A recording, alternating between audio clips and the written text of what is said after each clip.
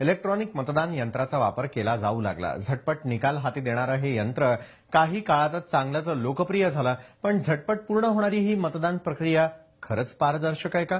आता आम्ही तुम्हाला जे दाखवणार आहोत ते पाहिल्यानंतर या संपूर्ण प्रक्रियेवरचा तुमचा विश्वास उडाल्याशिवाय राहणार नाही।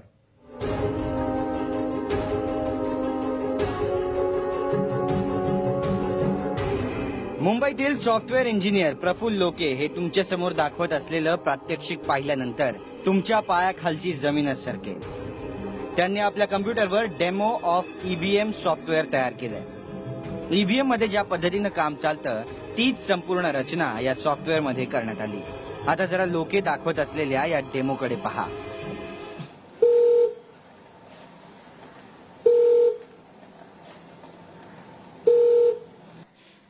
दोन नंबरला आपण मतदान करणार आहे। 2 4 4 6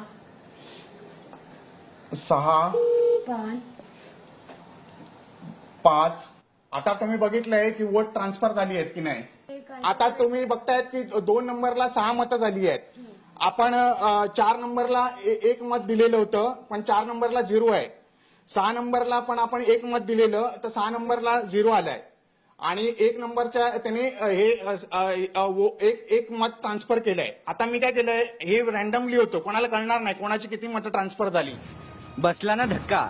हो, मशीन तयार करणाऱ्या कंपनीचा इंजिनियर प्रोग्राम करून ठरवून एखाद्या उमेदवाराला विजयी करू शकतो। जरी त्या उमेदवाराला कमी मतं पडली असली तरी सॉफ्टवेअर मध्ये करण्यात आलेल्या बदलामुळे विजयाची माळ त्याच्या गळ्यात पडेल। यासाठीच आता लोके यांनी कोर्टात जनहित याचिका दाखल केली आहे। मी 11 डिसेंबर 2013ला आपल्या भारताचे राष्ट्रपती आहेत, त्यांना पत्र लिहून कळवलं की ह्या मशीनमध्ये घोटाळा आहे आणि कसा घोटाळा आहे ते त्यांना सांगितलं। तर राष्ट्रपतीने 6 दिवसामध्ये मला पत्र पाठवलं की हा घोटाळा स्वयंस्पष्ट आहे, इट इज सेल्फ एक्सप्लेनेटरी, आणि इलेक्शन कमिशनला सांगितलं की तुम्ही ऍक्शन घ्या, परंतु इलेक्शन कमिशनने काही ऍक्शन घेतली नाही।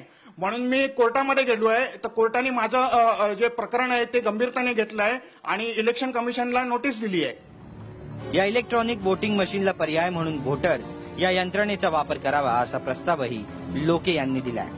निवडणुकीत ही यंत्रणा वापरण्यात आली तर त्यामुळे मतदाराला आपण कुणाला मतदान केलं हे स्लिपद्वारे दिसणार आहे। याचा खर्चही कमी असल्यानं पैशांची बचत होईल असा दावाही लोके यांनी केलाय। सुप्रीम कोर्टाने एक जजमेंट दिलंय 8 ऑक्टोबर 2013 साली ईव्हीएम मशीन बरोबर व्हीव्हीपॅट म्हणून voter verification paper audit trail, तर जेव्हा तुम्ही वोट करणार तेव्हा एक स्लिप बाहेर येणार आणि त्या स्लिपवर पॉलिटिकल पार्टीचा सिम्बॉल येणार आणि कॅन्डिडेटचं नाव येणार।